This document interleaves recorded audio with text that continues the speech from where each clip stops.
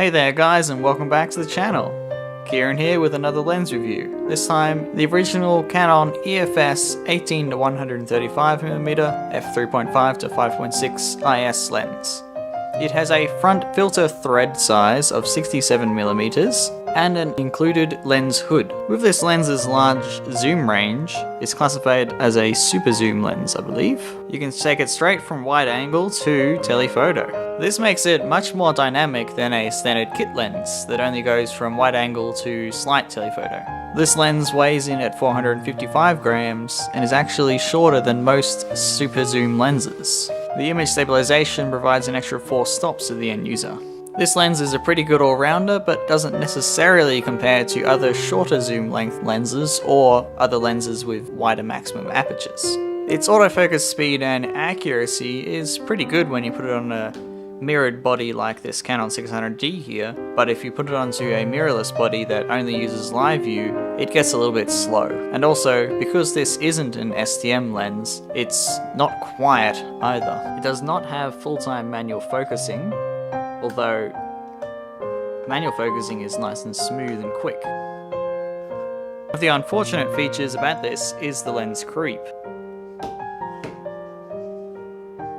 But with good practice and technique, you can negate this. Enough talking, now let's take it into the field.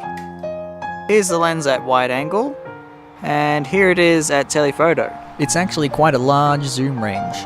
As with most lenses like this, it's really not good at close focusing at the widest angle, but when you zoom into the maximum focal length, it's not so bad. So how does it work against bright lights? Well, it's got some flaring, but there's nothing here that you can't fix in post-processing. At 18mm, the center of the frame is fairly averagely sharp, getting best by f5.6. The corners of the frame are fairly soft, getting best by f8.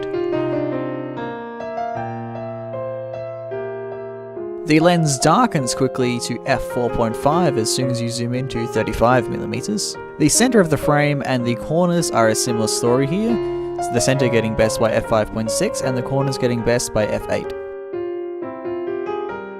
At 50mm, the maximum aperture is darkened to f5, and the center and corner sharpness are sharpest at f5.6 and f8 respectively. At 85mm, the lens is sharpest wide open at f5.6 and the corners are again sharpest from f8.